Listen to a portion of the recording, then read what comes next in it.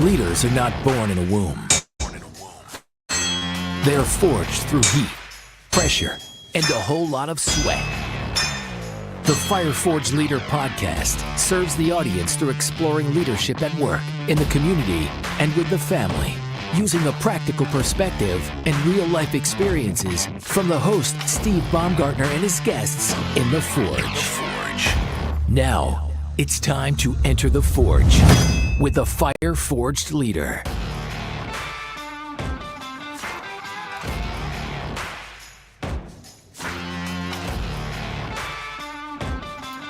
What is up, leaders?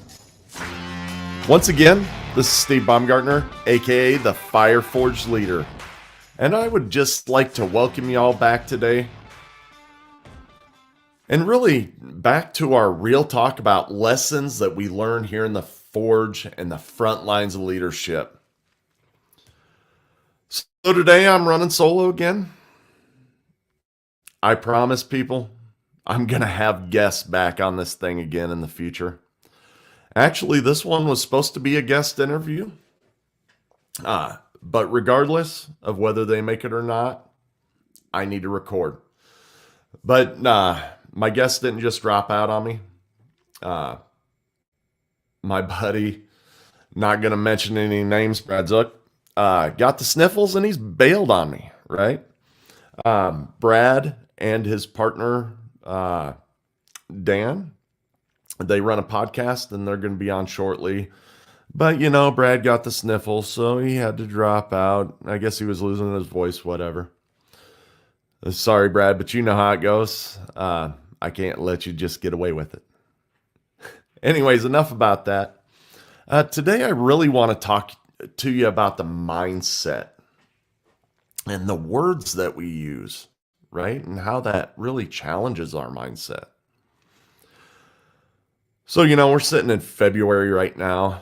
And I've had this one on the docket for a little while, and I'm just really getting around to recording it. But over the holidays, Christmas, New Year's, Thanksgiving, you know, all those different holidays, I would hear people say, you know, and really what they were doing is just exchanging some pleasantries at work or out in the community or whatever. But they would say things like, hey, how was your Christmas?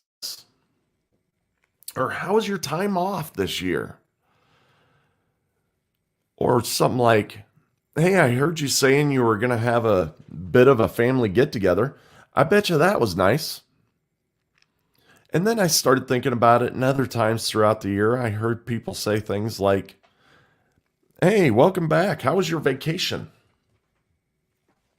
Or, hey, it's Monday. How was the weekend, man? Or, hey, I knew that you were going to that baseball or football game. How was that? And of course, a lot of other things, right? People just trying to get to know us or, you know, connect with us in some certain way. But before I really talk about the responses to those questions, I am just amazed when I stop and think about how big of a messed up pile of goo as humans we really are, right? So those questions, people are wanting to hear about our successes or our joy in life. But rather the type of answers that we bring back to the table is, you know, when someone asks us about Christmas, it wasn't that bad. It wasn't that bad. What do you mean? Or how was that vacation with your family? I guess it wasn't horrible. You got a week off to spend time with your family, and that's the best that you come up with is, I guess it wasn't horrible. Or even the simple questions about your weekend, right? It could have been better. What do you mean it could have been better? You had a couple days out of work? Why didn't you make it better? That's my question. What in the world are we talking about when we answer these questions? Leaders, why are we not finding joy in the world around us, whether it's in our families, in our marriages, in our communities, in our work life? Why aren't we finding joy in those time periods? So I'm just going to tell you, when we answer questions like that, when we have those types of mindsets, it's an ungrateful mindset. And it's really one that tricks us into believing that we need to have perfection all the way around us to be joyful or happy, or to even be satisfied. Leaders, this is complete bullshit, right? We don't need things to be perfect. When we strive for that much perfection in our lives, what it does is it makes us feel like we're always losing, right? Or if we expect that type of perfection out of our work lives, out of our home lives, whatever, with the people that we're leading, or if we even just use those type of words, whether it be our children or our employees, they also feel like they're losing. And when people feel like they're losing, they ultimately grow into this state of acceptance around losing, and they become okay with it, right? I think it's an internal self-defense mechanism, right? That we, okay, I've lost every day, but it's okay. I haven't been fired, or, they're not so mad at me, whatever the case may be, right? But what it ultimately leads to is that people don't try as much. And it creates this ongoing cycle that goes in the opposite direction of where we're really wanting to go. So let's look at a couple different situations, right? The first one that I'm going to bring up, sorry, I got a little something in my eye here. First one that I want to bring up is in the workplace, right? We've all had that one manager in our lifetime. That manager who just never seems to be happy with what we accomplish. So let's say that we just set a record day, right? Our people they were clicking, they were happy, they were doing what they were supposed to do. Our OEE is the highest it's ever been. And as a supervisor, we're just walking on the clouds. We're proud of our people. We're proud of ourselves. We're proud in our leadership. We've gone out of our way to show our people our gratitude. We've promised them a pizza party at lunch the next day. We're standing by the time clock. We're shaking hands. We're kissing babies. And we're just, as each and every one of our team members is leaving, we're thanking them for the effort and the part that they played in this record day. So as a supervisor, any sort of manager, you're generally the one who leaves last. And you go and turn in your paperwork. And you stop by to see your boss, right after turning in your paperwork.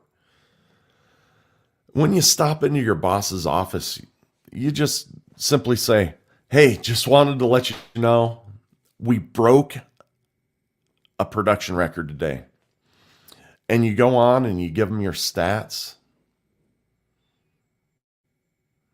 And he barely even looks up from his computer, right?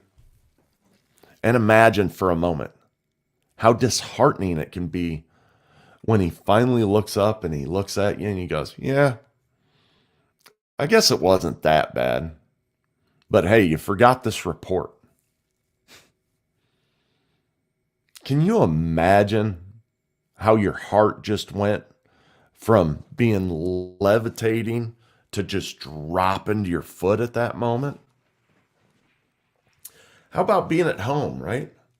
You ask one of your kids to clean their room. After about 30 minutes, they come back. You might be sitting there reading a book or, cooking dinner, whatever the case may be. And they say to you, "Hey, I got my room clean. I'd like you to come look it over because I'd really like to go to a movie with my friend tonight. It's Friday night. we'd like to spend some time together and go check out this new Avengers movie or whatever the case may be. So you get yourself up and you go to the room and you notice that, yeah, most everything's picked up. Their dresser's clean, their bed's made, all the toys are picked up. They got things stacked here and there. But out of the corner of your eye, you see that one sock that's partially covered by their closet door or whatever. And you say to them, well, it's not really clean until you get all the socks off from the floor. I'm not really sure why you called me in here. In their mind, they're going to be thinking, what's the use? Right? Why did I even try when it's not even being acknowledged? And, the measure is not even being achievable in either one of those two situations. Yeah, I'm sure right now we're all stopping and thinking about those types of conversations that we have with the people that we lead, whether it's in the community, at home, at work. And you're probably thinking to yourself, so what do we do with this, right? Maybe I am negative in my thoughts and my actions. And I'm passing that on to the people that I lead. How do I change this mentality? Well, today I want to share with you a 5-step framework. And, this might not be applicable to everybody. I get that. But I'd like to share with you some things that I do to keep a positive mindset. And these aren't in any specific order. They just are what they are. Some things I was thinking about. So number one, I want you to defy at all costs human nature. Human nature states that we need to be negative. I'm not sure why that's built into us. I personally believe that it's because we're strengthened through struggle. And if we don't struggle through this and come to the other side of it, we're not going to be stronger in the end. So defy your nature about being negative. So at night, something that works for me, I believe that your dreams and the thoughts that you have while you're sleeping really set up your thoughts for the next day. So we need to be in control of those thoughts. So one example that I could probably, slip into my negative mindset about my wife and stop and think about 100 things that she did wrong today. How is that setting me up for success in my marriage? It's not. It's absolutely not. So what I've gotten in the pattern of doing, and I don't do this every night, but there is a definite difference in between the nights that I do it and the nights that I don't. But the nights that I take on this tactic, what I do is my wife and I will lay down, and for whatever reason, she sleeps on one side, I sleep on the other, and when I'm talking about side, I'm talking about side of the body. And generally what we do is we start off and our faces are looking at each other. So when we're laying there in bed, I look at my wife, even the times when she's snoring gracefully. I'll sit there and I'll just say a short prayer, right? I'll thank God for the different positive attributes that he's given my wife, for being a caring mother, for being an attentive wife, taking care of all of us, being intelligent enough to be able to homeschool our children in a manner in which they grow exponentially, to be able to take on all of the stressors of the day and still have enough left in her tank for her family every day. And the list goes on and on. But I sit there, I lay there and I look at my wife and I try to get my mindset around the positives. And then the other part of this is that in the morning, after we've had our mindset shift throughout the night in our dreams, I like to take a little bit of an inventory in the beginning of the day and really set my head straight. So generally when I get up, I get into different patterns. Sometimes I take a shower first thing, depending on the weather. Sometimes I go and work out first thing, depending on the weather. But either way, what I do is if I go to the shower, I have a little bit of prayer time in the shower and I stop and I think about the things that I need to be grateful for. If I go and work out first, I'm getting my workout clothes on in the morning and I take that time to do the exact same methodology. And I have this prayer of gratitude that I do. And it really shapes my thoughts for the entire day. So just to recap on that one, defy your nature about being negative. At night, get your thoughts set up for the next day. In the morning, straighten out your thoughts. So the second thing is simply take some time before you respond to people, right? And this probably goes into defying your nature about being negative a little bit, but I believe that it's a statement all of its own as well. You don't have to respond right out of the gate. If you do, you have a high probability it's going to be the wrong thing. So when you take that space, when you don't talk right away, what it does is it allows you to get a couple seconds to think about the positive in the situation and then respond with that positive. So it reminds me of when my wife was teaching, and she used to tell me about these things that she called shit sandwiches, right?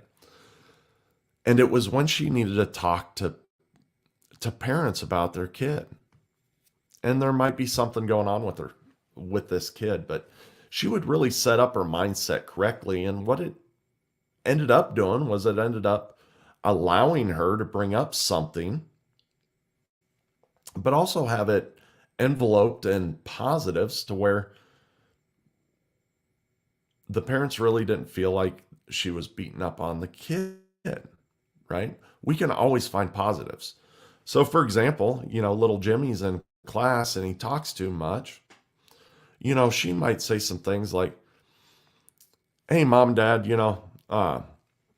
little Jimmy, he's he's a just awesomely creative kid.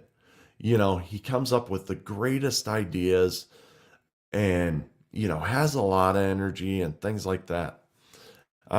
We could probably, sit down with him a little bit and talk to him about not being so disruptive during class. But I don't want to take away from his energy and his excitement and things like that." So that's a really short example. She's much better at these sandwiches than I am. But, she started with a positive, talked about what needed to be addressed, and then finished up with a positive.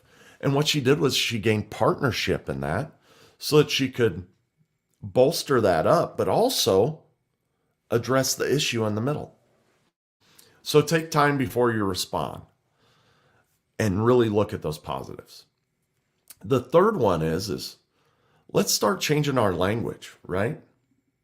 And a couple examples along that route is instead of looking at things like, if your employees bring an idea to you, a lot of times what we get in the mindset of is, what's the worst that can happen, right?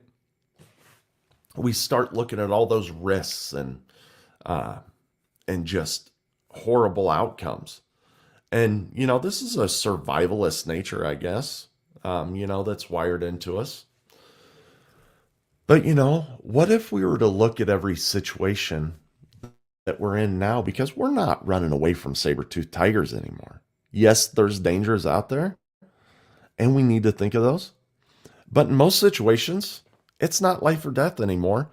So what if we were to think about it is what is the best possible outcome if I do this, right? So now it gets you to looking at those positives. Another example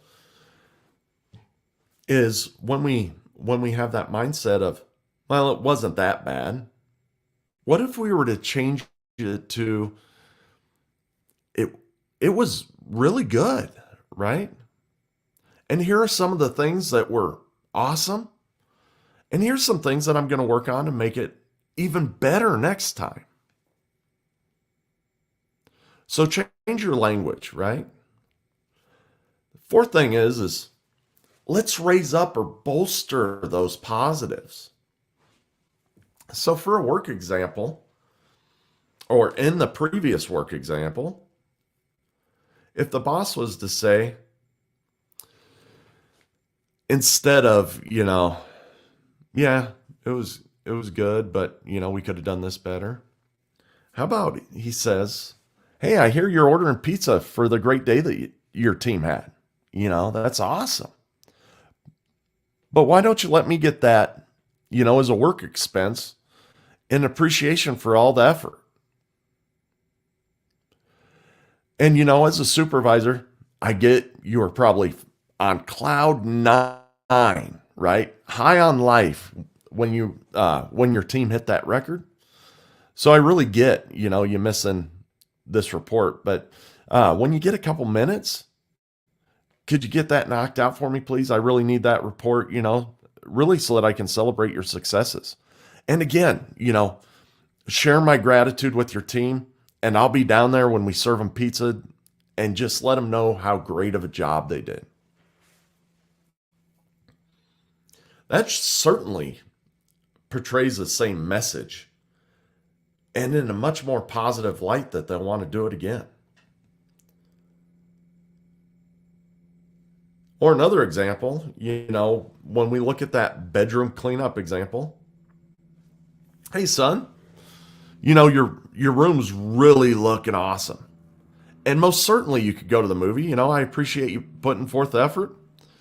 But before you do, can you make sure you get that one sock? You may have missed it over there right by the door. Can you make sure that gets the hamper? I would appreciate that tremendously if you could do that. And then, it's just spotless after that, right? How much of a different attitude is your son or daughter going to have to clean in their bedroom after that? And then last but not least, number 5, we need to remember as human beings that perfection is generally unattainable, right? And we need to look at the progress that we're making. A lot of people like to throw it out there, and I 100% agree with it. Progress is greater than perfection. And we need to keep this in mind. Is the situation better than the time before? Simply, if the answer is yes, you're winning, right? If it's better than it was last time, you're winning. So just to recap those 5 different things in this framework: define your nature about being negative. 2 is take time before you respond. This allows us to look at the positive. Number 3 is let's change our language. Number 4 is let's bolster up the positives. And then number 5, last but not least, is progress is greater than perfection. Let's focus on the progress and not the perfection. So once again, I'm asking you to pay this forward, right? To pay the piper. And if you appreciate what you heard here today, give me that rating and review, right? That really helps bolster this. I've used the word bolster a lot of times. It elevates this platform, this podcast up to where more people see it when you give that rating and review. You can do that on episodes. You can do it on the overall show. And you can do it on whatever podcasting app you're currently listening to this podcast on. And I want to invite you back to the Forge next week and all of the weeks coming forward as we explore all these different leadership concepts, and just explore other guest thoughts and perspectives on different things. There's going to be some things that you agree with and some things that you don't agree with. But open your mind to new concepts. If you don't agree with them, you don't have to implement them, but at least give them a chance. So we're going to be having a lot of good guests on here as time goes on, and you won't want to miss an episode. So make sure that you're also hitting that subscribe button on whatever podcasting app you're currently listening on. And with that, I'm going to say goodbye for the day. And I just really appreciate everybody getting on this podcast, listening to these concepts, and really using them to become better leaders in your homes, in your community, and in your workplace. I appreciate you once again, and I'll see you next time here in the Forge.